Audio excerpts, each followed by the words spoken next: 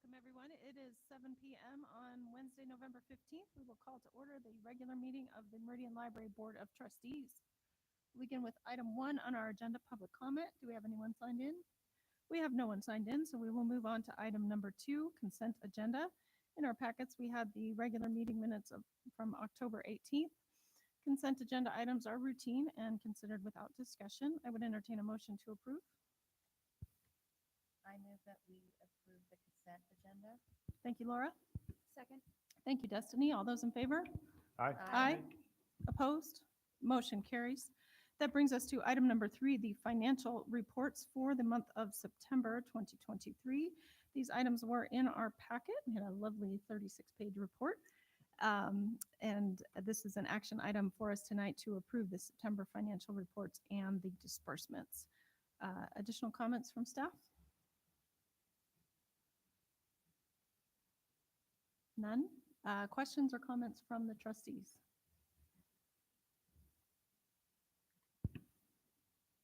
Or a motion? Madam Chair, Go ahead, Josh. I move that we approve the September financial reports and disbursement approvals as published. Thank you. Second. Thank you, Destiny. We have a motion and a second. Further comment? All those in favor? Aye. Opposed? Motion carries. Brings us to item number 4 on our agenda. We have in our packets the memorandum for the FY23 donated and sponsorship funds. As the memo points out, in our policy, if we have restricted dollars that have been idle for 2 years, if I'm using the right word, idle for 2 years, that the board is authorized to release those restrictions. So we had 2 items described, relatively small dollar amounts. Additional comments from staff? Or question? Go ahead. No, this is just a cleanup to get these off our books as per our policies. Okay. Questions from the trustees? Madam Chair, Go ahead, Josh. I just wanted to check in particular the Grimaldis.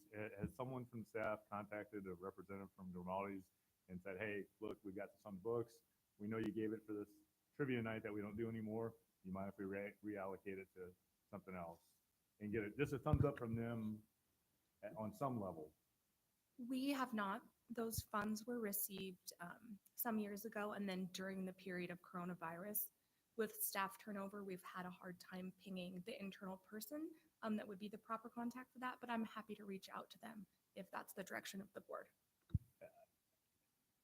I personally would be more comfortable if we got just a thumbs up from a manager or someone in Grimaldi's chain of command, that so we could, with a clear conscience, allocate those funds or divert those funds away from something that they contributed to and doesn't exist anymore. The only thing I would probably add is these were originally, the process began in 2017, 2018, Yeah. Funding in 2019. So we've had this for over 4 years. So we definitely do that. It's just the challenge is that it's been a long time. Finding someone in Grimaldi's corporate that would say yay or nay is a challenge. I would think For right? this dollar amount. Yeah. Yeah. I mean, even if it's just a local manager We can definitely or reach out. hostess, just someone from that organization, I think, should be given an opportunity to say, yeah, that sounds like a good idea. We can and definitely be on reach board out with and it, do that. 'cause just to honor their original intent. We could do If that. it's not too much trouble. If you'd like, I would maybe recommend doing an amendment to the motion to add in prior to reallocation of item 2, attempting another contact with them. That way we can continue it forward without it slowing down. Thank you. Thank you, Nick. So options before us is to approve as presented, to carve it out and do just the Friends of the Library item. Friends, as it notes in the memo, has agreed to allow those funds to be repurposed, or, as Nick suggests, approve both items contingent upon further attempts at contact with Grimaldi's. that reasonable? That would be Any- item, any other option discussion? 3. Any other comments or questions? Okay, I would entertain a motion. Madam Chair. Go ahead, Josh. Madam Chair, I move that we approve the, redistribution removal on dated donation and sponsorship funds of item 1 directly and item 2 following a approval from someone within the Grimaldi's organization. Is that accurate for a motion? Clarification, is it pending approval or pending an attempt? An attempt. Okay, Okay, thank you. The second. thank you, Destiny. We have a motion and a second. Further comment? All those in favor? Aye. Opposed? Motion carries. That brings us to item number 5, staff presentations. We have 3 presentations on our agenda this evening. We'll begin with item A, the 21-25 strategic plan update. Welcome, Audra.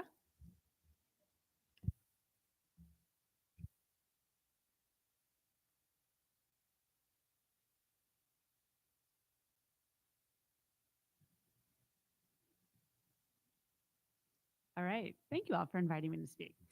So I've got it up here on the wall here, and I'm going to have Dan drive for me over here. And I do welcome, there's a question portion at the end, but you all can also ask for clarification all throughout, especially for those of y'all who know me. I talk really fast sometimes, so I can gloss over things. So if you want to go ahead and go forth. So here's a basic timeline so that you all can kind of refresh that from 2018 to 2020, we gathered a bunch of information. We worked on a plan with the implementation to be from 2021 to 25. Obviously, we had some curveballs in there. And so to prepare for tonight, the strategic initiatives team, the newly designed team, kind of designed a staff survey to assess what's been going on the last few years. Because we know not only are we a different library than when this launched, but we've also done a lot of really good work over the last few years. So, go ahead. So a reminder of our mission is to support our community by enriching lives, igniting curiosity, and cultivating connections. And I would also like to point out that some of those curveballs that we got, part of the reason we may not have achieved everything in our strategic initiative plan is because we were responding to the community. And so we shifted to, make sure we're being responsive to our community. Okay, go for it. Another quick reminder of our values: empathy, learning, excellence, relationships, and inclusivity. And relationships really definitely came out in a lot through this. So go for it. All right. So these were the goals that came out that were supposed to be implemented the last 2021. And we're going to get into a little deeper detail here in a little bit. But expanding sustainable and inclusive spaces for a growing community, undertaking a community-wide initiative to improve early literacy, pinpoint those priorities to address the most critical service needs in Meridian, and deepen awareness of breadth and relevance of library services, and develop and maintain our strong organizational culture. All right, we did good stuff. So these are demonstrated in the next few slides. Some of the themes that came out that we have a lot of work to do over the next short bit is primarily in marketing, which we have a new marketing librarian for that. Statistics and kind of wrangling and seeing what message that we're trying to learn and story we're trying to tell.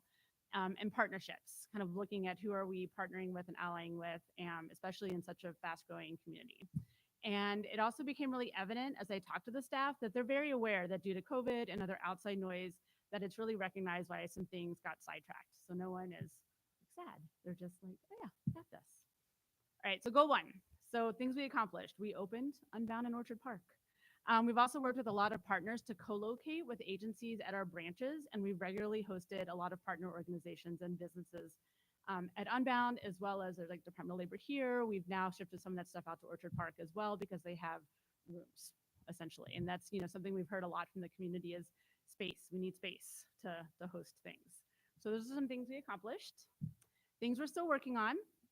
Some of the impact was felt by kind of a lack of marketing due to staff turnover and just a lot of other things that got in the way. The foundation played a huge role in filling in some of that gap, and we could improve on some of our sustainability focus. So I think that's across the country. So goal number 2, improving that community-wide initiative. We accomplished a lot with this one. There's some alphabet soup up here. So with our staff involvement, we've got partners with Idaho AUIC, which is the Association of Education for Young Children, Idaho Commission for Libraries, the Strengthening Families Training Institute, which is a statewide and nationwide organization, Idaho Library Association, as well as Health and Welfare. We've got staff working across the board in a lot of these areas, and it really demonstrates our progress toward this goal. Some of our examples of implementation, we participate in Legislative Day, there's STARS training, which is for childcare centers, Becoming Hope Trained, which is a state arm of healthy outcomes with positive experiences, and really embedding in a lot of various organizations. And we really have a lot of strong statistics that demonstrate the critical role that libraries play in early learning in the community.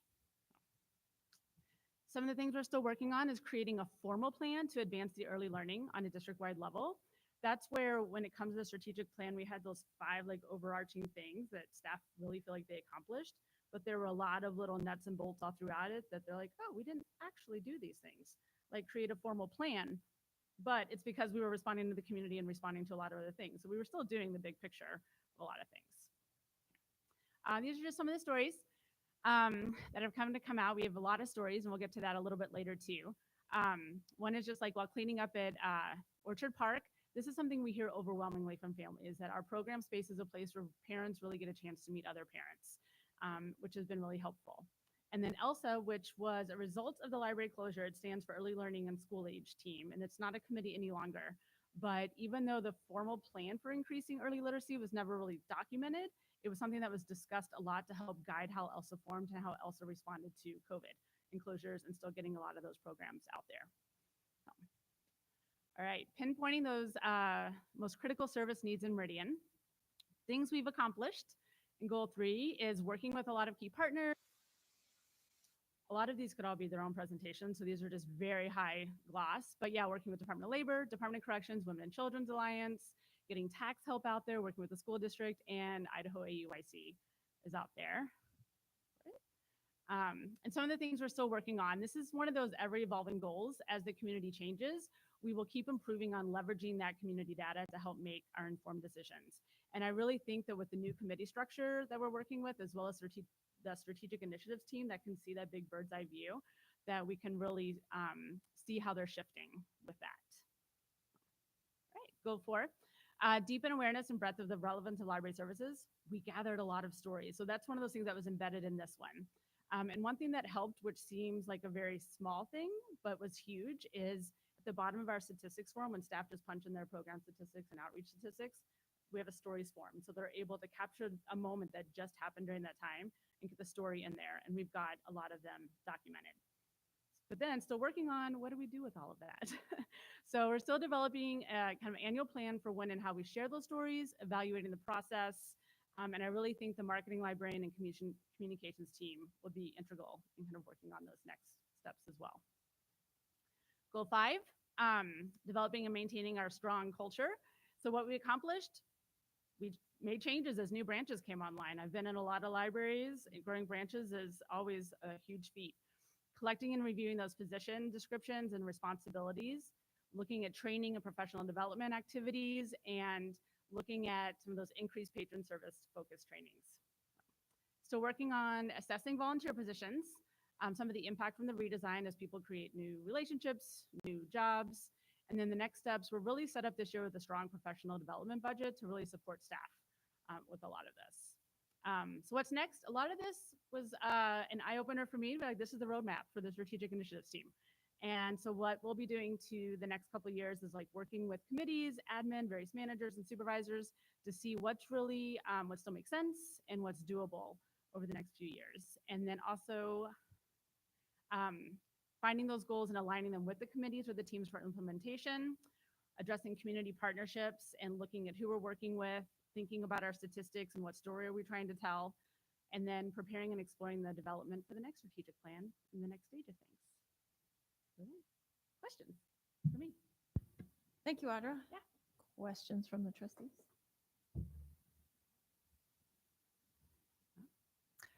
I I have a few. Yeah. I'm like, y'all know where to find me. Well, I'm just very interested, and I wondered if you are able to expand a little bit on some of the comments that you made. In goal 1, you talked about still working on improving sustainability focus. Can you talk a little bit more about what that means? Yeah, I think part of what I learned, because part of this process, we did a survey with the staff, and then I met with all of the leads of the different branches, just to have a conversation so that they could explain more and ask questions. One thing I kind of learned is the definition of sustainability needs to be defined. Is it environmental sustainability or sustainability long-term in things? That's kind of tricky. And I think some of it is just small things like, are we really looking at, some places have LEED certified buildings. We don't have that. So looking at some of those big pictures of like, what are we defining as sustainable for ourselves environmentally? Mm-hmm. Thank you. And then in goal 3, the question I had in my mind was how do we identify what are those critical service needs or the priorities for the community? And then you talked about using leveraging community data. So can you talk a little bit more about that? I can actually probably talk too much about that a little bit. So I don't think you can. when we had a more formal outreach team, it kind of lived in there for us to kind of help. We looked at a lot of things, but then we realized there's nowhere that other places aren't really looking at that. So trying to keep up with the social workers, school social workers, keeping up with seniors and aging, like who's actually moving in and moving out. One of the things, a story I can tell from being on the bookmobile is the kids kept moving. We couldn't figure out where they were going. So trying to leverage the formal data that you might be able to find on a state website or a school district website with the anecdotal stuff that we find out in the community. And so what my hope is and what was really interesting in those meetings that we had after the survey is a lot of people started having those aha moments of like, oh, we really do need to look at the community data more. So strategic initiatives right now is kind of working on where traditionally outreach as well as a couple other people on staff have been looking to help, especially grants and sponsorships. They've also used a lot of community data stuff. How can we put it all in one spot so it's accessible to everyone? And then how can we actually use that in a more formal way to help define some of our services and look forward? Great. Yeah. I'm excited about that. Thank you. Me too. I didn't think I'd ever be excited about statistics.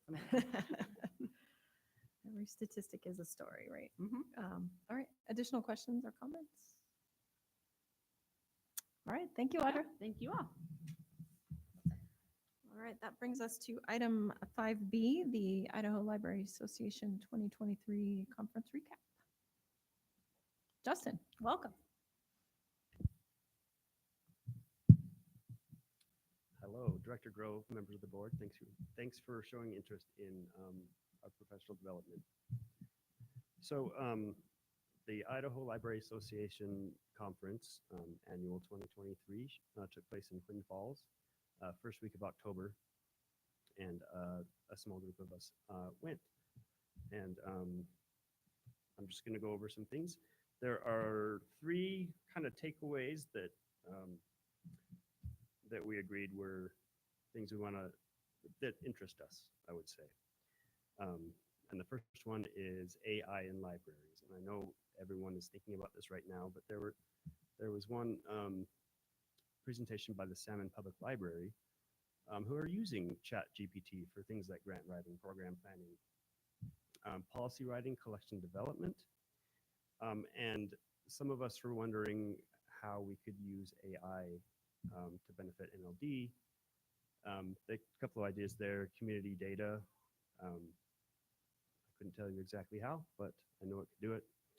Reader's advisory, I was especially excited about because it can help somebody recommend a read to a patron based on a genre that they might not know very much about. And I know we use plenty of tools to do that, but I think this could be a really exciting one. So yeah, let's say AI in libraries. Next, there was a presentation on cultural humility, and I just want to go over that.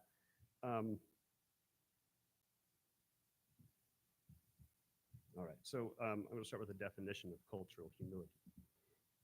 Cultural humility adopts a lifelong learning model that encourages us to continue to educate ourselves about different cultures and viewpoints.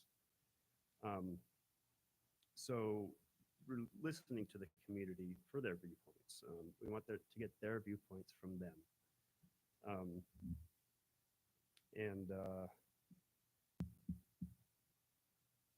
we want to pay attention to who our community is and what they value. And we can leverage those findings to inform programs and services. As opposed to cultural competence, which is more of a static, finite learning outcome sort of idea. Cultural humility is adaptable, it's ongoing, it's continuous learning. So we like that.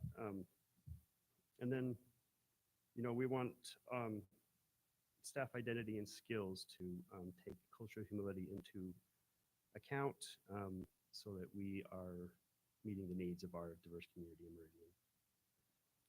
Meridian. And then there's a potential for one of us to do a training on cultural humility to empower the MLD staff to have meaningful interactions with patrons of all backgrounds. Next, library telehealth. I know it's something we haven't really gotten into at Meridian, but there were some interesting ideas. There are some partnerships that there are some grants included. I can give you some more details later on the grants. But basically, implementing a telehealth partnership here at MLD would help reduce barriers to medical treatment for some of our patrons, especially more vulnerable patrons. So long wait times, unreliable home internet, or taking time off work are barriers that people being able to access a telehealth appointment at their library with our high-speed internet and the shorter appointment times that taking less time off work. So I'm going to reiterate MLD's not mission, but support our community by enriching lives, igniting curiosity, and cultivating connections. And in this case, it's connections to necessary services that our community members might need. Okay, and then I have a quote from Idaho's Commission for Libraries. They have an initiative to help Idaho libraries figure out how to implement telehealth in their buildings. But from their website, vulnerable populations such as the elderly or disabled have additional hurdles seeking healthcare due to lack of independence and capabilities to transport themselves to appointments. These barriers can ultimately lead to some Idaho residents choosing not to seek services like mental health care, preventative checkups, or support for managing chronic conditions like diabetes. It's definitely something for us to think about. And next. We had some award winners at this. We had our own, I have to remember her, Jen T. She is Tiki, thank you. And can you give me your position? She is now a resource specialist. Okay. Jen Tiki, our resource specialist, won 2 awards this year, one for Paraprofessional of the Year, and she also won the Idaho Library Association Scholarship, which is used to provide financial assistance to ILA members participating in workshops, institutes, conferences, courses, or any other continuing education activity. And then secondly, our very own Megan Larson won Trustee of the Year. And I just wanted to say congratulations to our colleagues for doing such good work to make MLD the exceptional library that we are. And on the next slide, I have a embarrassing picture. There's our 4 people each representing MLD throughout Idaho. So ILA conference, what's in it for MLD? Ideas for successful programs and services, like the 3 that I gave you. Also opportunities to highlight our unique programs and services here. It's no secret that MLD is kind of an innovator, and we like to share those ideas. So the Idaho Library Association Conference is a really good place to do that. And lastly, a shared culture of being there for our communities throughout Idaho.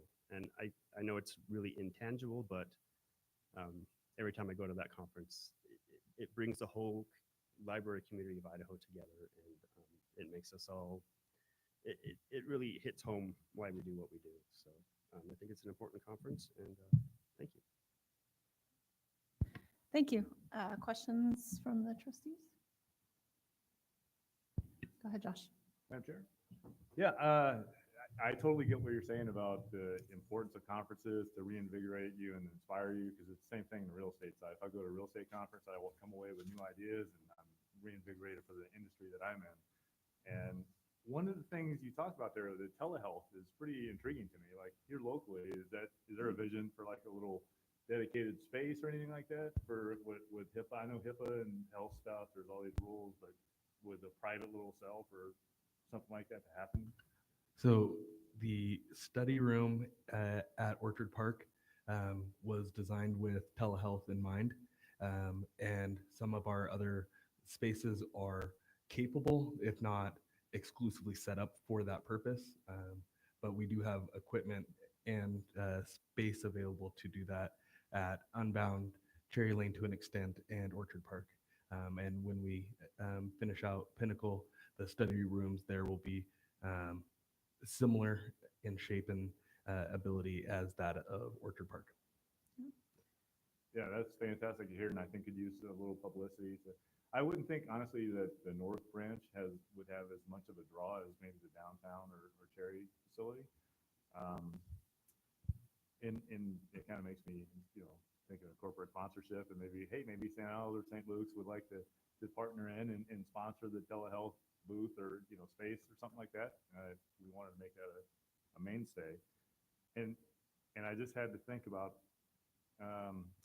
one of the things you mentioned about the vulnerable population, and I think I saw somewhere that the library actually has jetpacks or mobile hotspots that people can check out for periods of time. Are those Yes. resources actively used or in high demand?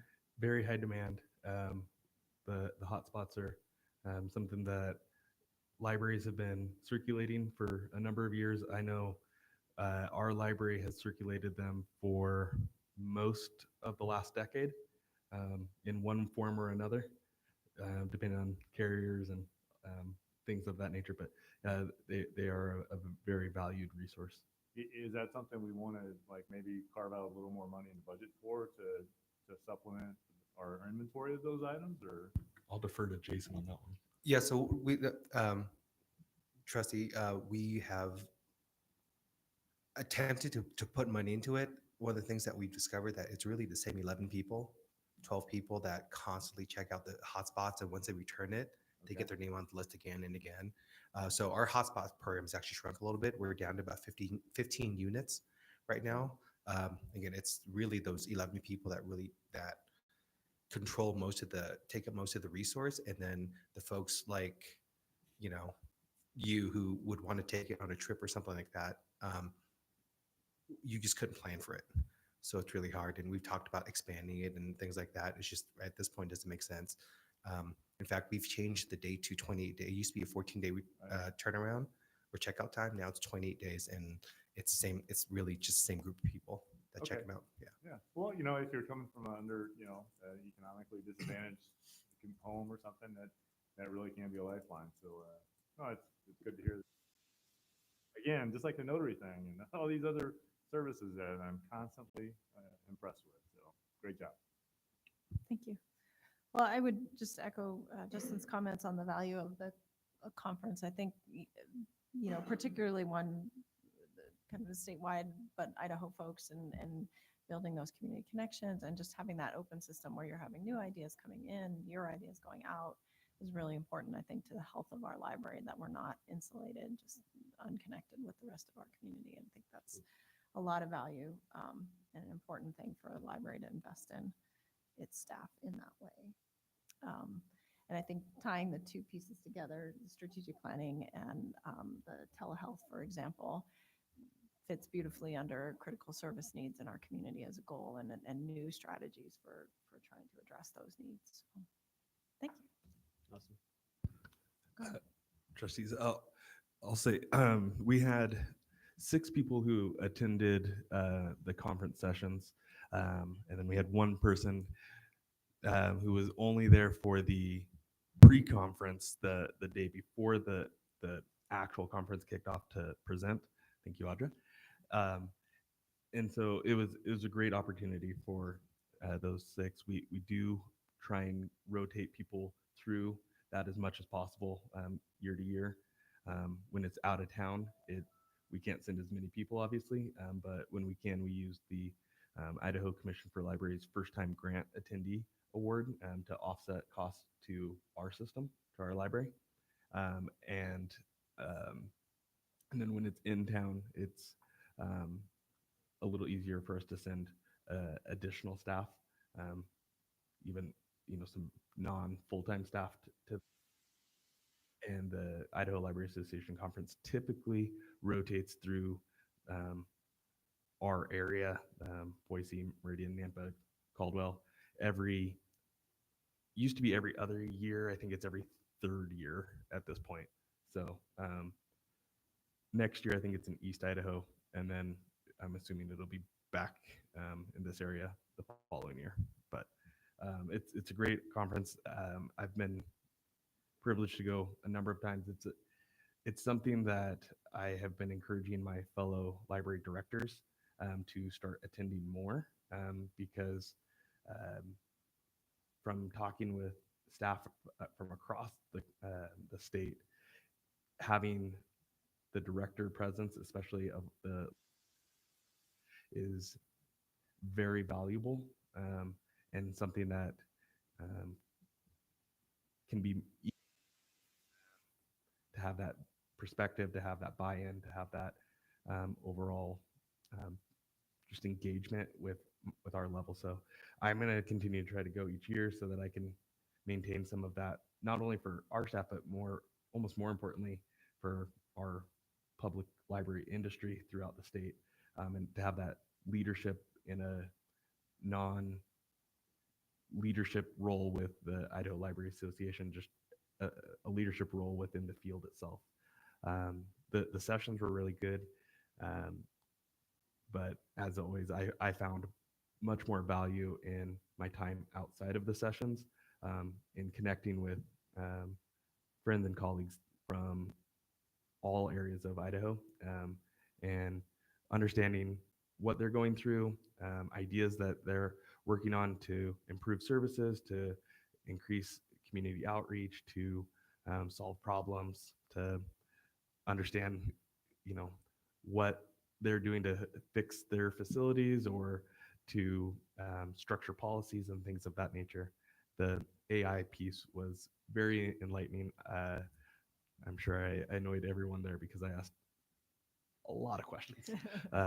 But it's something that if you're not familiar with AI, we will be, as a board at some point, discussing the addition of an AI policy, because that was my primary concern, and it's something that most places are not yet grappling with.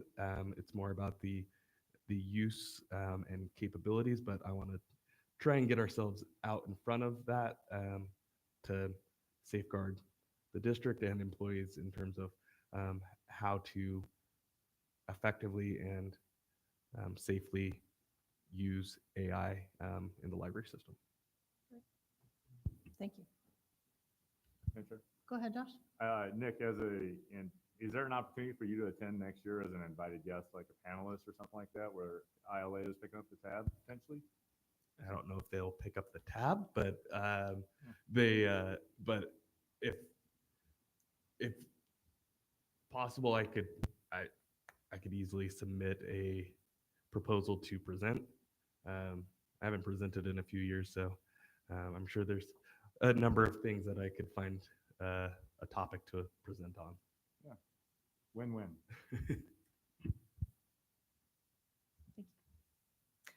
Thanks, Justin. Thanks, guys.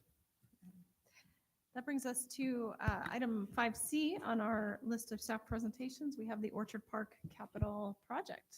Jason.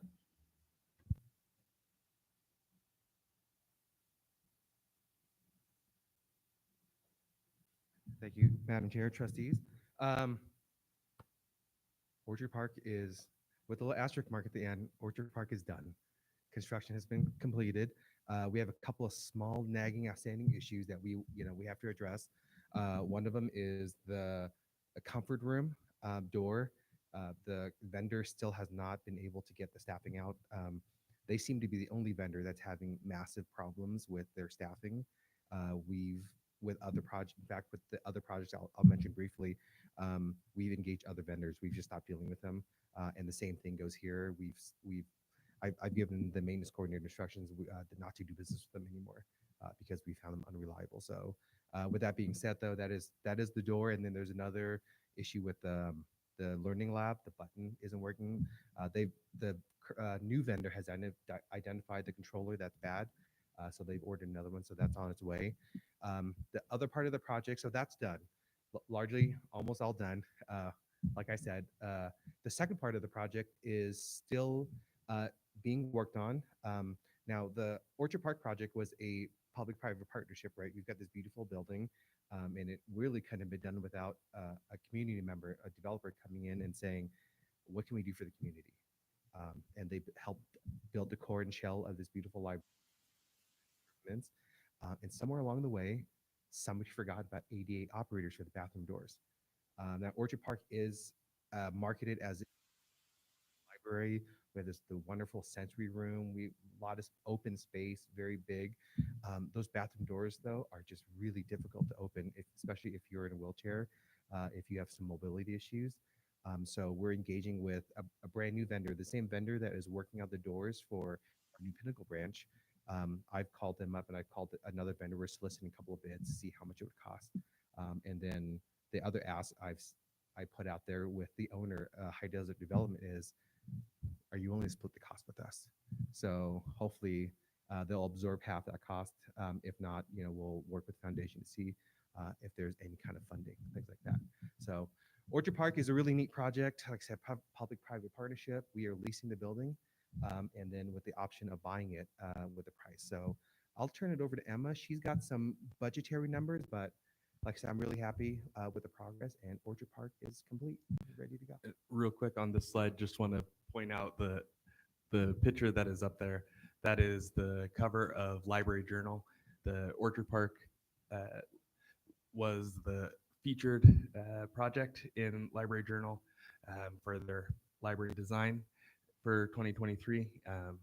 And MSR is profiled along with the library for this project. And we're very excited to be able to share our library not only with our community, but with the library community nationally and internationally through this publication. Thank you, Nick. Jason, before we transition over to Emma, 24-hour holds. Yes. Is it working? It is working. 80 operators are functioning. One of the new features that the vendor Linkso has given us is, instead of going up and scanning your barcode and typing a 4-digit PIN to get into the system, you can actually scan a 2D barcode that's on the device, and then you can control the ability to access the door from your mobile device. So that's a brand new feature that is out.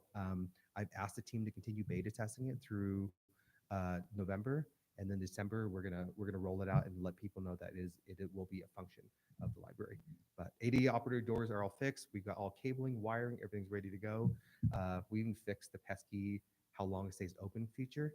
It was set to 4 seconds, which is just not long enough to stay open. So we've tripled that time, which 12 seconds seems kind of small, but it's actually enough time for someone to walk over, press the button, or let themselves in, the door to automatically swing open, and then it closes on itself. So, and then the cool thing in the morning too is for the staff is when they get there right at 9 o'clock, Monday through Friday, the doors just unlock by themselves. So there's no need to have to walk up and manually turn keys or anything like that. Yeah. Excellent. Yeah. I'm excited about that. Thank you. Thank you. Alrighty. Emma. Good evening, everyone. So I have some numbers for you. They're not as exciting as Jason, but they did help pay for the project. So I'll go through each slide, and then at the end, I'll let Director Grove add anything that he sees fit, and then ask any questions that the trustees may have, and then we'll go on to the next slide. So I wanted to take a step back when we talked about the capital project at Orchard Park and review how we got here. So in May of 2019, the library district ran a plant facilities levy. for new branches in North and South Meridian, for a renovation here at Cherry Lane, and for a renovation at the Unbound building. The district was able to cover the Unbound building renovation with general funds and did not end up needing to use the plant facilities funds for that project. The plant facilities levy, $14 million, is received as $1.4 million per year for 10 years. So we received the first payment in January of 2020. We'll get the last payment in late summer 2029. To date, we have received $5.6 million of the plant facilities levy. Anything to add, Director Grove? Okay. We go to the next one, please. Already there. Looking at two screens, I apologize. I want to call out some other financing that we used to pay for the Orchard Park capital project. One thing is we did a foregone recapture last year in fiscal year 23 of $216,659. That supplemented the construction of that project. And the general fund also contributed directly $21,000 to cover costs for the project. The foundation has been amazing over Orchard Park. They have done immense amounts of work for us, both with fundraising and operationally, to help us get that project up and going. I cannot thank the foundation director enough for her work in that. So over $300,000 she was able to raise and pass on to us to supplement that project. And then the Friends contributed $15,000. That's very meaningful, helped us get the collection up and going there, and we really appreciate all that they do. So the library approved the voters approved the plant facilities levy, and then the library started going out and deciding what they were going to do with those funds. In July of 2020, a 30-year lease was signed with the owner of the property. That lease started in effect on January 1st, 2023, and will end on December 31st, 2052. The district has an option to purchase the Orchard Park facility built into that lease. That purchase can be made after December 31st, 2041. Sounds like a long time, but I'm sure it will all creep up on us. The purchase price for the Orchard Park facility was set as a matter of that lease agreement. The purchase price of record, when we get there, will be $3,684,225.31. So not a bad deal. Any questions on the purchase price? Thank you, Emma. So the purchase price doesn't have an inflator. It's just flat 3.6 million. That is the way that I read the lease agreement.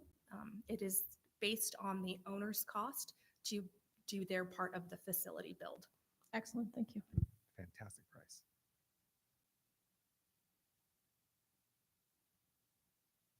So the owner put up the shell, they did the dirt work, they got the building ready for us to come in and make it a library.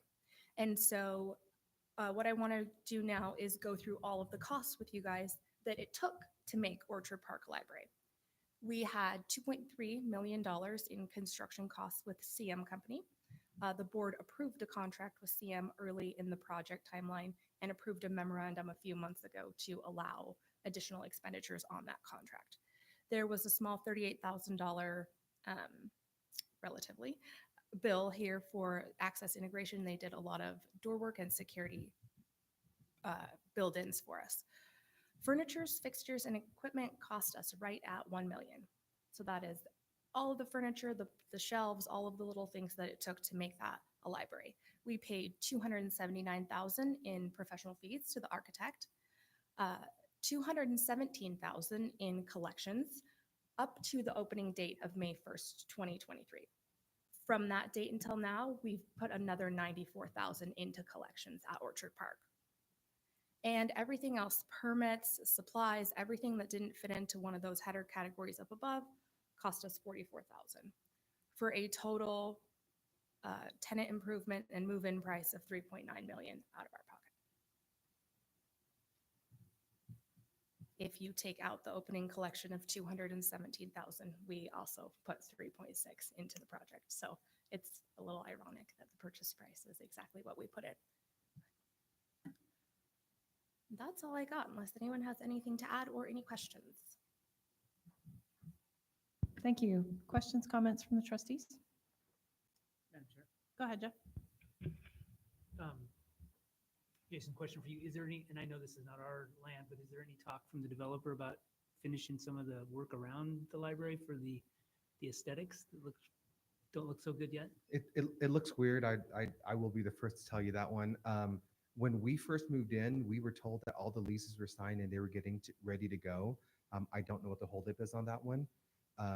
We have requested permission from the owner to put up a huge banner up in the front corner of the building to say Meridian Library now open.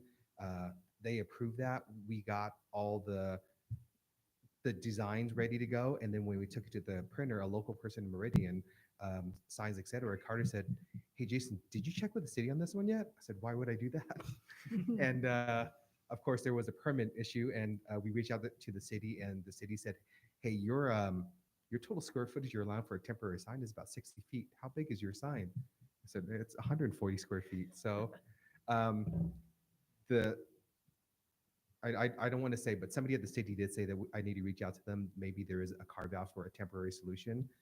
We've looked at doing street flags signs as well. I reached out to the developer and asked them about that, and they said absolutely not. We're actually getting ready to tell everyone to tear down every sign they have.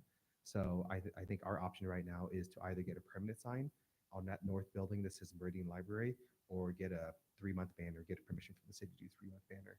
But yes, I do recognize that it's dirt and it's a fence up right now, and it looks like it's incomplete. So So hopefully soon. hopefully soon. Yeah.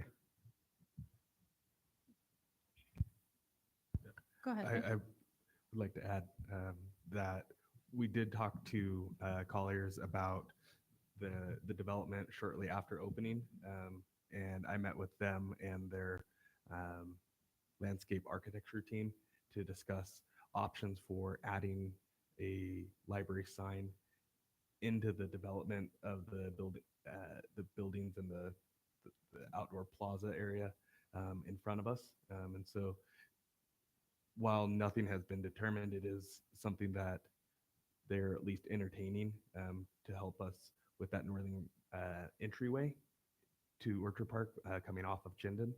The problem with any future permanent sign, where Jason's talking about in that northwest corner of the building, facing northwest, I should say, is that once they build out the building on the pad right outside of the adult collection, you won't be able to see that portion of the building unless you're pretty much on the sidewalk in front of the building. And so we don't want to put any sunk cost into something that doesn't have long-term value.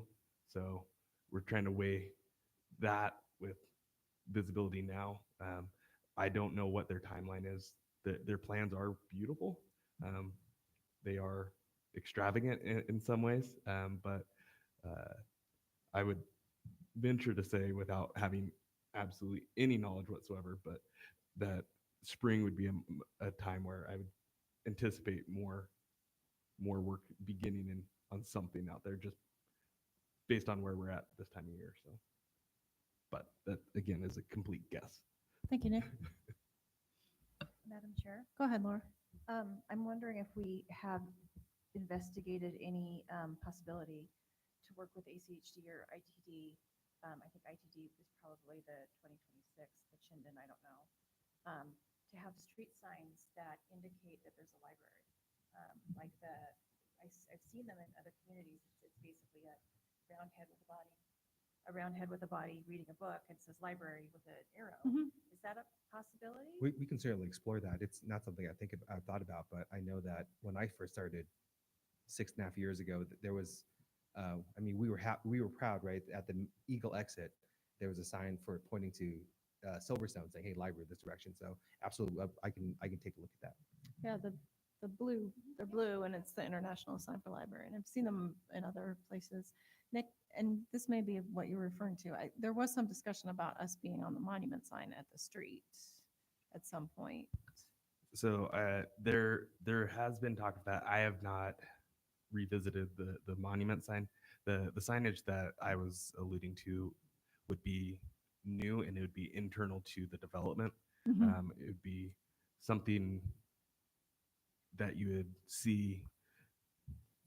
I don't know what that street is, but it's directly in front of the entryway. So Thank it'd be you. different than the monument signs. I can follow up with those. Great, Make sure. thank you. Anything else? Thank you. So one last comment I would make is we've had some discussions about starting to develop our 10-year facility plan. 2041 is beyond that 10-year timeframe, but 3.6 million, while a great price, is a lot of money. And I don't know what the options are for us to save up, generate, fundraise something for that money, but I don't think it's too early to start thinking about that. And I'd like to see at least a nod to that in our 10-year facility plan, although the actual purchase date would be well beyond that 10-year, but I think it's something to start thinking about. How do we go about making that purchase when the time comes? Because I don't doubt that our future trustees will be interested in that. Thank you. Thank you. All righty, that brings us to item number 6 on our agenda. We have our director updates. So we had some written reports in our packet. Nick? All right, thank you. I will be brief because the team did a great job of doing all 3 presentations. So there hopefully is not a ton that I need to cover that is too far beyond what we would normally cover. I will note that the 12/31/2041 date is, I think, 9 months before I retire. So that'll be my outgoing gift to the library, will be to make sure that we purchase that. So I'll keep it on the radar. So we'll just run through a couple of the departmental reports and some of our monthly statistics. Hopefully this format is getting a little more regular with how we're presenting this. So the first is the foundation. They did a City of Stories event that was how they were structuring some of their giving this year, this time of year, and they did an auction and were able to raise $2,500 for us.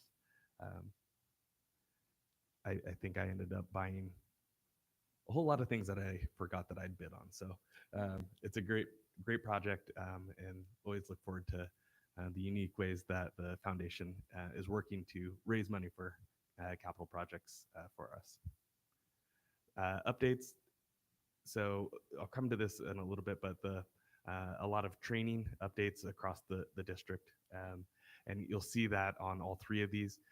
That is largely due to the organizational redesign that was fully implemented at the beginning of October.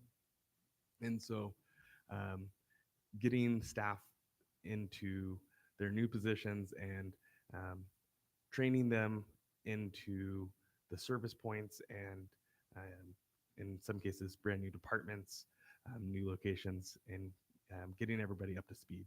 So a lot of training, cross-training, and the biggest one being here at Cherry Lane, the consolidation from 4 distinct departments into one department that has multiple teams that have a lot of overlap in terms of what they do, so that there is built-in cross-training essentially, rather than having to go support a different department within the same building, being able to work together to run programs and do the various service points, and integrating the home delivery service and the bookmobile services out of Cherry Lane. It's a big learning curve and a lot of integration, but the long-term success of it is going to really pay off for us. It's already shown a lot of dividends, but I see it being very beneficial to us long-term.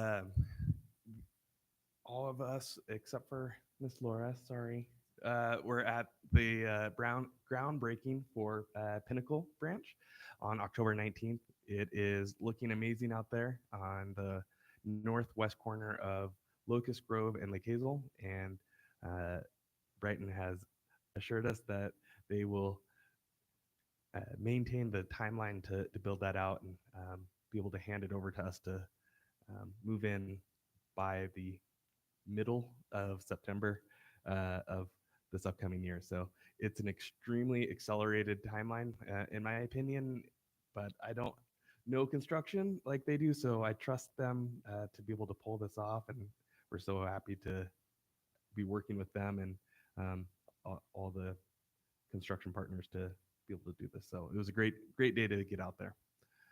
Human Resources has been incredibly busy trying to fill some of the vacancies that we have and to work through all of the back end pieces that came with the new organizational design. There were a lot of position change letters that had to go out and be signed and get everything in place structurally to make those changes officially take place. And then just kind of getting through all of our state insurance fund renewals and getting some of our newer positions posted and offered. And so they continue to work a lot of hours to get us caught up, essentially. So we're getting closer.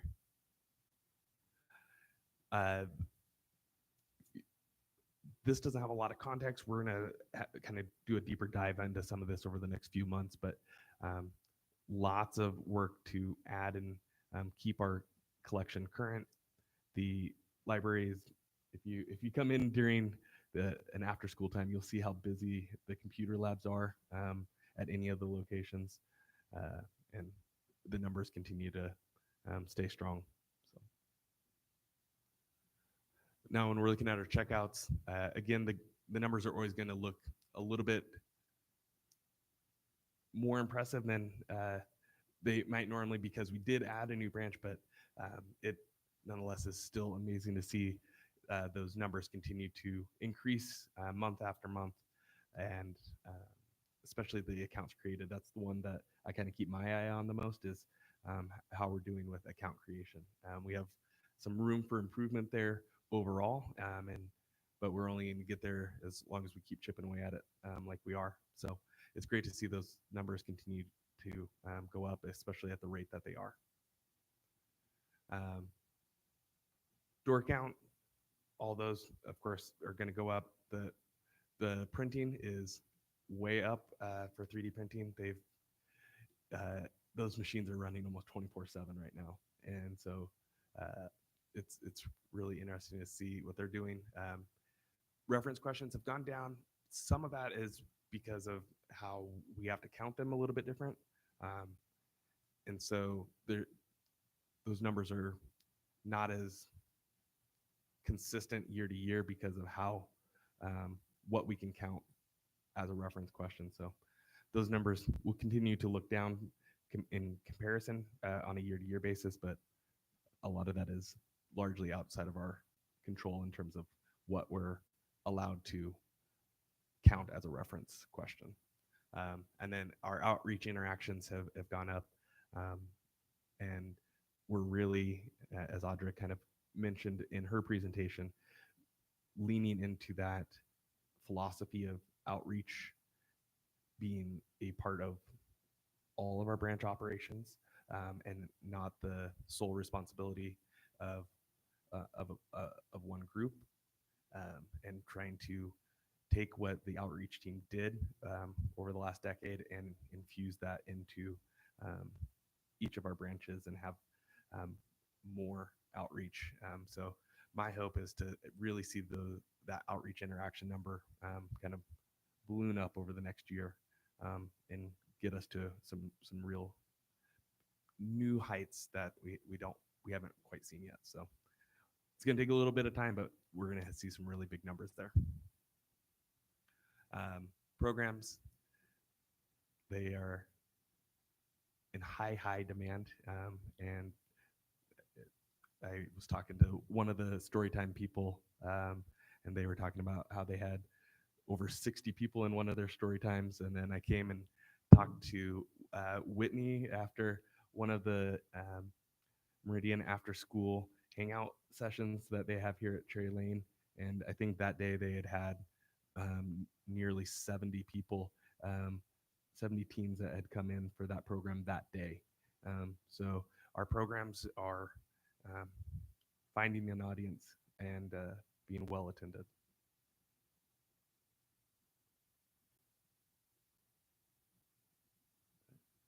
And then this wasn't in November, but it is still timely. So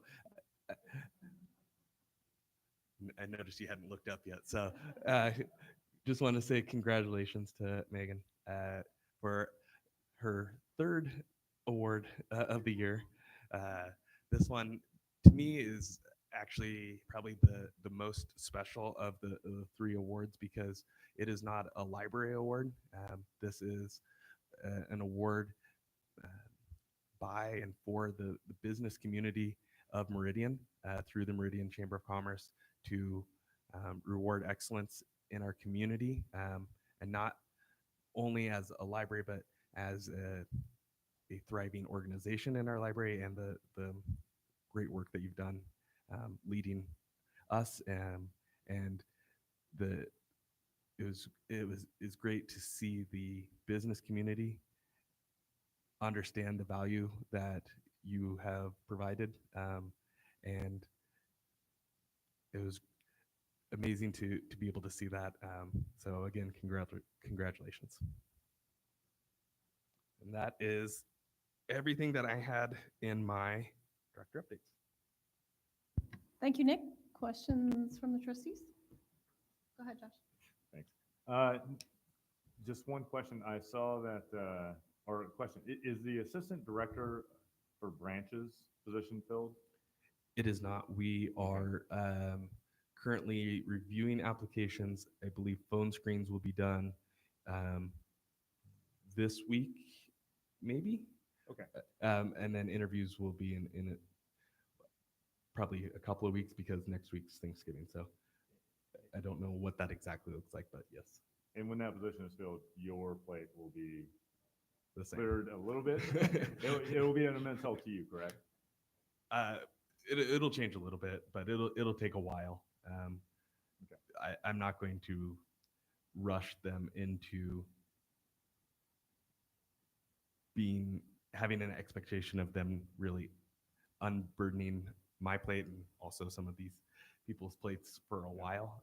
I want them to really get their feet under them before loading them up with things. So I'm going to probably take at least a month or month and a half to really make sure that they have a good grasp of what they're doing before having to be fully responsible for it. Fair enough. I personally think an assistant director position should bring some talented people that would hit the ground running, and if nothing else, be all thrust, no vector, to use fighter pilot terms. But I'm mostly looking forward to that. it's mostly the relationships that just, it's not the hard skills, it's the soft pieces that just take a lot of time, and to get them to know the people, to understand the historical knowledge of the situation. Once we can establish some of those, then it's a little easier for them. Having done this last year and then having stepped into it not that long before, I'm very cognizant of not rushing it, to make sure that it's smooth for them and for the people that report to them. So. Thank you. Other comments? Go ahead, Laura. I just want to express appreciation to the foundation, to all our staff between HR operations, programs. Just our numbers are very strong, and they really do speak to the lasting relevance of libraries. So it's been a whirlwind and a lot of activity, and I don't think it's going to slow down. But I really do appreciate the positive direction that our staff has taken in getting us to where we are. It's phenomenal. Thank you. Here. Thank you, Laura. Comments? All right, then we will move forward then to item number 7 on our agenda. This is an action item for us on staff benefits. We did have some matrices provided to us, matrices tables provided to us in our packets. Nick? So I will go ahead and let you know I will be updating the PDF in your board packet because some of the tabulations don't, the math doesn't math on what we had to present, but it does on the pieces that led to this. So I will speak kind of broadly before getting into details, but this is the time of year businesses do open enrollment. We engage with a broker who helps us with this process. We use the company Advanced Benefits to run through and look at hundreds of plans. And we also reached out and got a presentation from another company in Meridian to see what they offered us as well, just so that we had as many options on the table to look at what the benefit packages can look like for our staff. I think Advanced Benefits looked at 152 different plans before we were presented with like 16 of them to then narrow down to what we were actually able to kind of deliberate on and get to. The medical expenses are going to be the biggest one, the biggest change in terms of money and provider and things of that nature. We had planned for an 8% increase for budgeting. The minimum renewal rate to stay with the exact same plan was going to be a 12% increase. And the other options got up to, I think, 25.4% increase or something.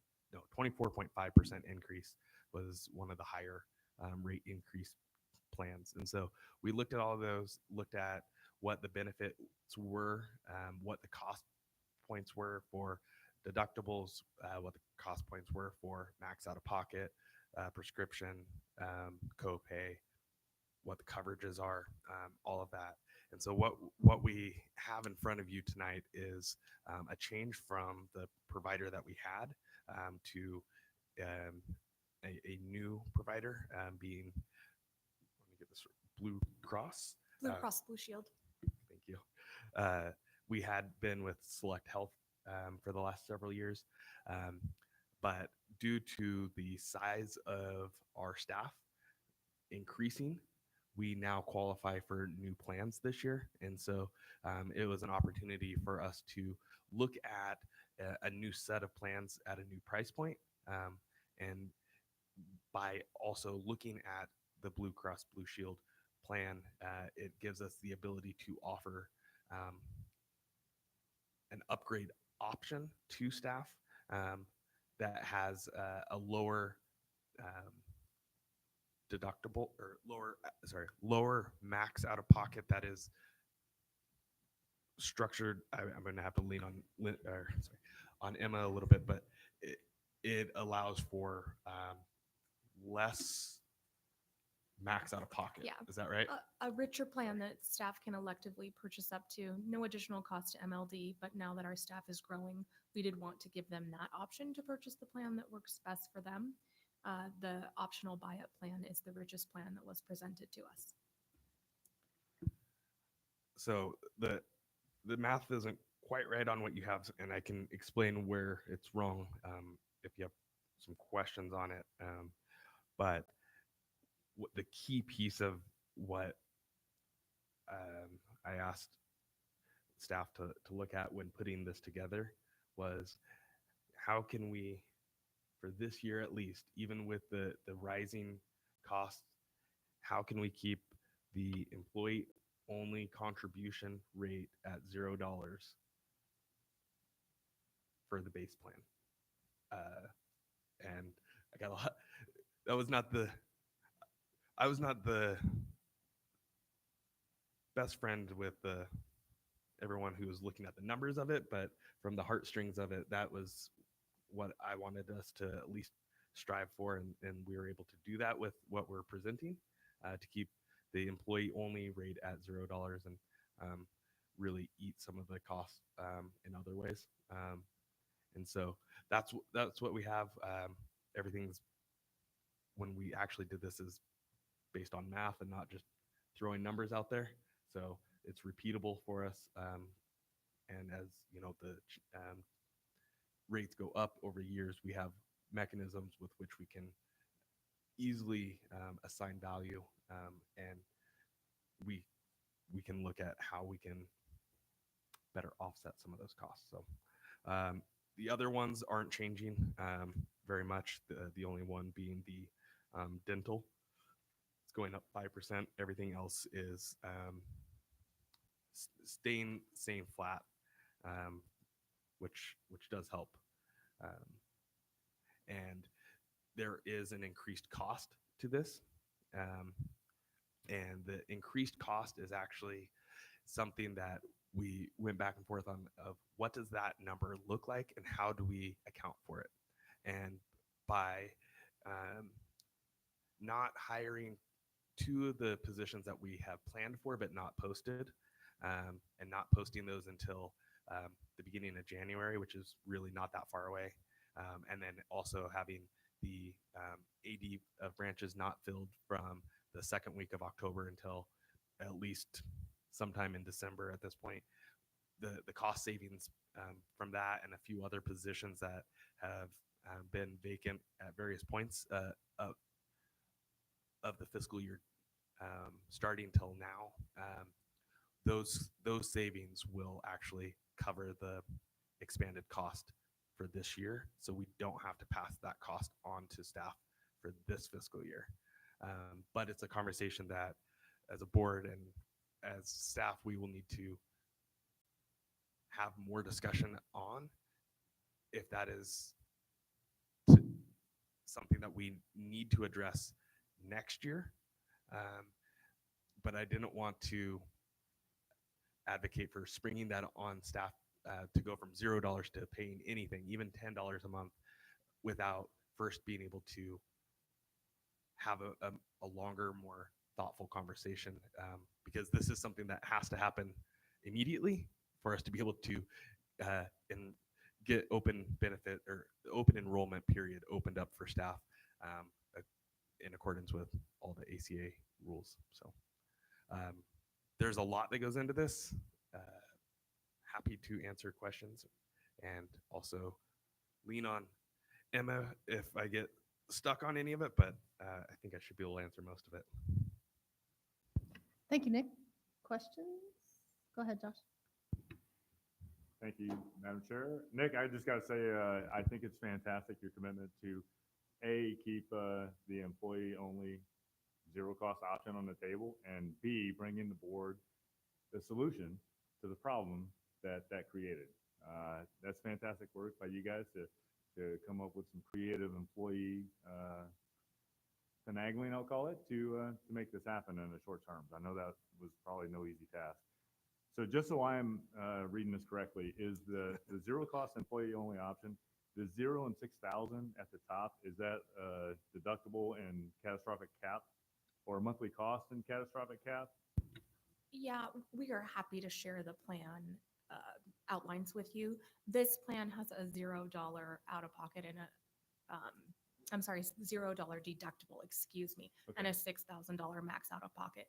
This plan is Okay. best for people who need things right away, but are Yep. not planning on a lot going on that year. Okay. That's just, and the option 2 was just the eligible employee cost, but a much lower catastrophic cap at only $2,000 out of pocket for the year, sort of thing. Yeah. Okay, Yeah. I think it's fantastic. And just so I'm reading it correctly, the numbers on the left side, is that eligible employees, or is that employees that are currently in those plans? That's employees currently enrolled at those rates, the employee only, the child, children, spouse, family. Those are Okay. our current enrollment numbers. Okay. And it looks like in general, the the dental and vision take rate is about half of what the medical coverage take rate is as far as number of employees. Yes, I believe so. Okay. Off the top of Just my head. anecdotally, that matches up pretty closely with retired military folks and take rates for those supplemental insurances that may or may not be of value to some people. Overall, as I reviewed this, it took me looking at it 3 different times to try to figure it out. Yeah. But it appears to be a fairly robust set of options that addresses a lot of different needs that employees may have, and is certainly a potential benefit to offset the dismally low, in my opinion, pay charts for district employees. So great job. Thank you, Josh.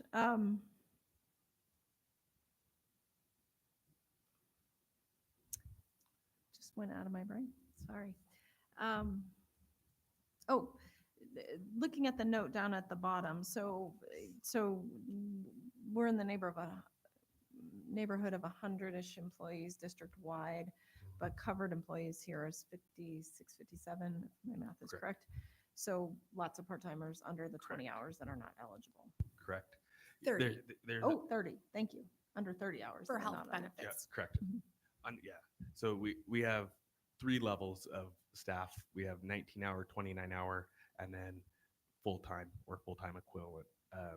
And so that we tried to standardize that over the last year to make sure that we didn't have some random numbers out there. But below 29 and below is what it would be covered in that section at the bottom. We are not able to provide healthcare under the ACA and for those staff in the same plan that we do our full-time staff. I tried a lot, but we're looking at how can we at least provide other options for them, and trying to get that implemented this year, and get some type of solution that is something that staff at those part-time positions would be able to opt into. We are not able to provide funding towards that. It has to be 100% employee. Again, I tried, but at this point, there's not a lot we can do with that. But we will keep chipping away at trying to find more and more ways to provide benefits for those part-time staff. All staff, but in particular part-time staff. So. And I think given that these are the regulatory requirements that are limiting us in terms of offering an attractive compensation package, everybody's in the same boat. If you're an under 30-hour-a-week employee, your options for health insurance are limited through the employer. Other questions, comments? So the action before us, Nick, is to approve the proposed benefit structure that we see before us with these options. Correct. Go ahead, Laura. Madam Chair, I move that we approve the proposed benefits plan. Thank you, Laura. Second. Thank you, Destiny. Further comment? All those in favor? Aye. Opposed? Motion carries. That brings us to item number 8. We have 2 policies before us tonight. It's the board's practice to periodically review our policies and make changes as appropriate. So we'll begin with item 8A, the lending guidelines policy. This was provided in red line and clean versions in our packets. Nick, do you have comments? So both of these are policies that we've talked about over the past few months to one extent or another. They have both been reviewed by legal, and hopefully they look good for everybody, but I'm happy to answer questions. The biggest change I would say is going to be on the lending guidelines and looking at our out of district rate. And the reason that we have it doubling is because of looking at the average home price, or not the average, I think maybe it was the average, sorry. We went through a lot of different ones. The average home price in Meridian currently, and using that plus our levy rate to get to what that would look like for a household in Meridian in terms of value. So right now it is at half of what it would be to live outside and get a Meridian card. So if you lived in Payette, you'd be paying less to use the library than if you lived in Meridian. And so that is why we are requesting those numbers go up, Thank you. but still having the discount in there for the seniors. Thank you. Questions, comments from the trustees? Madam Chair. Go ahead, Jeff. Nick, this is, there was a change to the cards issued to minors terms here? Is that right? Let me check real quick. So looking at lines 12 through 16, it used to be, it looks like we took out the language about a temporary card. Is that right? Yes, we did take that out. That was something that we had talked about, I think back 2 in months ago, I think. like August. And I think when this had originally come and been requested to table, that was put in at that point. Okay, so if I get a question from the community that says, can a minor receive a library card without their parents' knowledge? The answer now is no. Whereas it used to be, you can get a temporary card, correct? Correct. Thank you. I'm just gonna double check with Jason on that one, make sure that I didn't completely speak out of turn on how that was revised, but That was my read of it as well, that there's no reference to a provisional or a temporary kind of card. I do recall some discussion about how long it would take and how we would verify, and a bit of a sticky issue, I think. I think the purpose there was to cut out the ambiguity, because there was a sizable gray area. It's not necessarily the direction that you would necessarily always want to go, but it's the prudent route for us as a district to kind of go currently. Sure, in the climate that we're in. Madam Chair? Go ahead, Josh. Question about the folks that are outside or for the line 25 section there.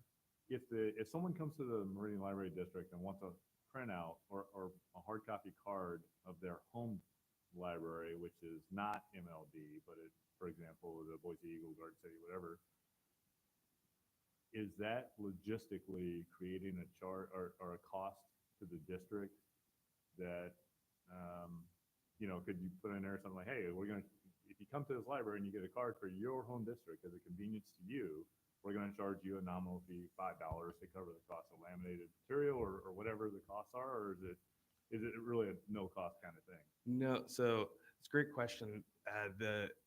Each library buys and essentially prints, but buys their library cards. So we buy thousands of blank cards to issue to people, and as part of our Links Library Consortium reciprocal borrowing agreement built into the bylaws and agreements that we have with the Links libraries, we provide our cards to those libraries and then they can issue the library card from any location in Links. So we have stacks of Boise cards and Nampa cards and Caldwell cards. So there's nothing. When we go to make a card, we just grab the right one. So the time that we need to do an out of district is if someone wants access to our ebooks, which are not part of the reciprocal borrowing agreement. Then let's say if someone lives in Caldwell but wants access to our Overdrive and Canopy collection, they would have to get a Meridian library card and at that point they would need an out of district. Most of our out of district cards though are pay at council. We have some out of state ones, things of that nature. But I think last time I checked, we had only issued 279 out of district cards that are current out of the 44,000 that we have out. So I don't have the exact numbers though. Additional questions, or I'd entertain a motion? Madam Chair. Go ahead, Destiny. Nick, how, with regard to the policy on minors obtaining a library card and requiring parental permission, how does that compare to other libraries in the state, or the policies of other libraries, like Boise, for example, or Nampa, or Caldwell, Configure?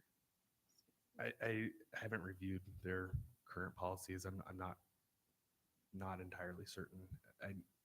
I know that, for example, like Idaho Falls has just instituted within the last year, Community Library Network in the last year, some other library card restrictions that make it much more complicated than this, because they end up with tiered systems, and it works for like Idaho Falls, for example, to have a tiered system because they have a multi-storied facility and they only have the one facility to worry about.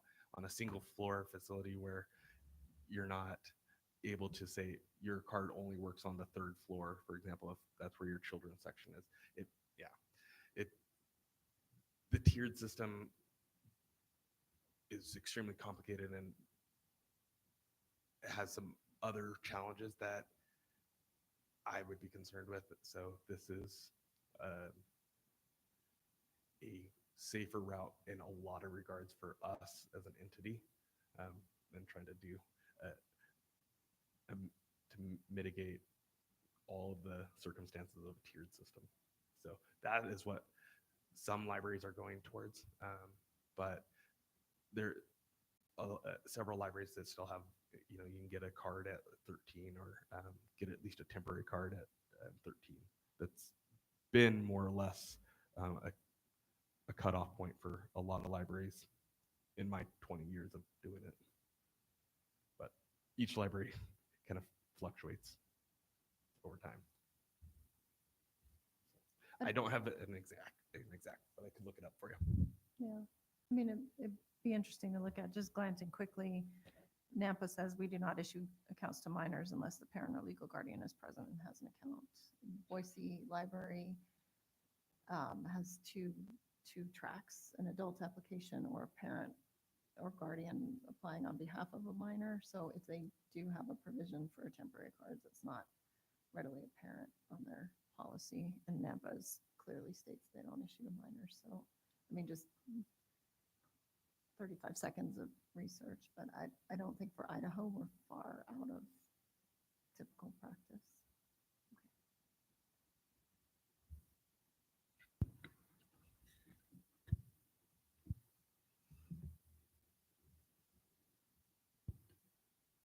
Madam Chair, Go ahead, Laura. I move that we approve the lending guidelines policy. Thank you. Second. Thank you, Josh. We have a motion and a second. Further comment? All those in favor? Aye. Aye. Opposed? Motion carries. That brings us to item 8B, policy review. We have the records request policy that has been provided to us in our packet. And Nick, go ahead. Yes. So this is, I need to get this in front of me. Just a pretty general update. This is one though that we sat and talked to legal counsel about last week to make sure that we're conforming to Idaho open or public record request code, and being consistent with how other agencies are implementing their records request policy. and then also just kind of doing some general cleanup on it, on it to be consistent throughout. And the other piece is kind of reworking it to make sure that it aligns with the software that we purchased or license, I should say, that will be helping us process, helping us with the workflow of processing public records requests going forward. And so that will be set to go live sometime in the next few weeks on our website. For anyone using it, there won't be a major change. It's more the platform that allows us to track where a request is at in the fulfillment process, and to kind of give us some consistency with how we process those and track them, and can make sure that we are consolidating the information that goes out into one centralized location. Thank you.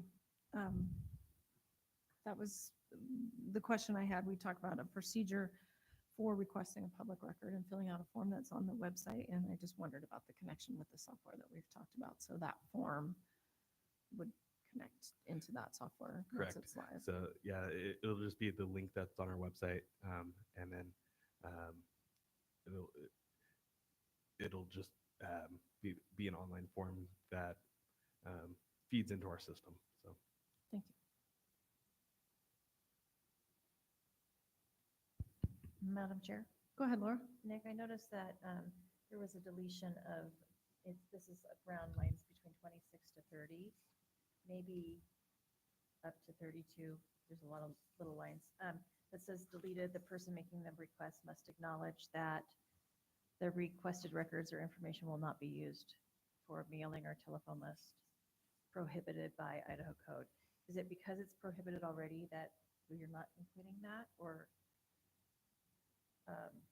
did our council just say that's really not necessary? let me review that section real quick to make sure that I don't misstate, but there is a lot of pieces that legal counsel did say, because it is in Idaho code, that we didn't have to repeat it verbatim on here. And that might have been one of the ones that he requested we move out, but let me double check to make sure, because some of it got moved to different sections too. So just gonna make sure real quick.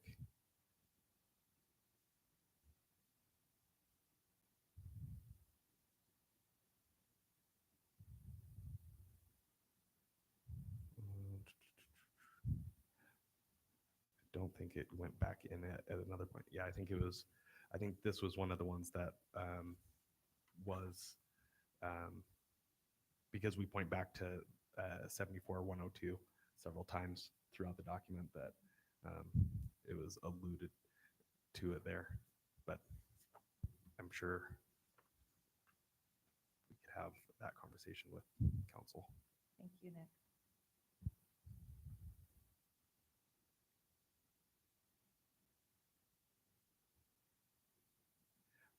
One thing I would just mention regarding this policy, because there are some changes in the fees, we will need to get those updated in our policy that has our charges and the pricing.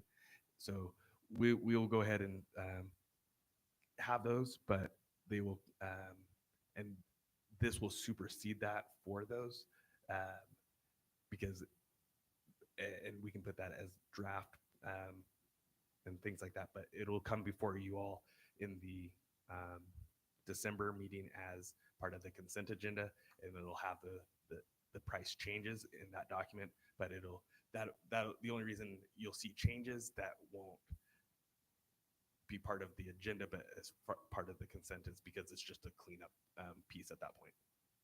Thank you. Assuming this passes tonight. Additional comments or questions?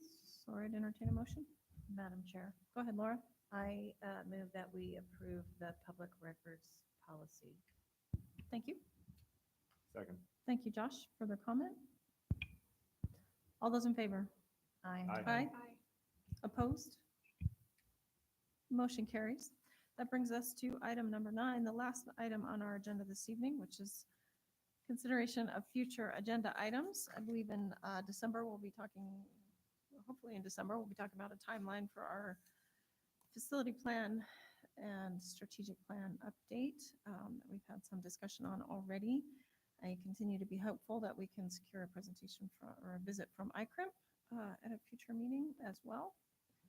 Other requests or comments from the trustees? Go ahead, Laura. Madam Chair, I request that we wear ugly sweaters, ugly Christmas sweaters at the next meeting. Everybody Tis over the there season. too. It will be quite Just- festive just- time. It's just a friendly request. It's not Challenge accepted. like it. Duly noted. We will be close to Christmas at that time, so if you know that you are not going to be in town, do let us know so we can Yes, address please, quorum. quorum and also technology. So we're confident that we're mostly confident that we have remote options for this room figured out going forward, but give us as much heads up as possible so that we can test it thoroughly, please. Anything else? All right, ugly sweaters it is. And then just lastly, Nick shared with us the invitation to the elected officials reception presented by the Meridian Chamber tomorrow. I am planning to attend myself. If you are planning to attend, please let Nick know so that if we need to post that we are going to be in the same place, we can do that. All right, and that brings us to the end of our agenda. It is 8:36 p.m. and we are adjourned.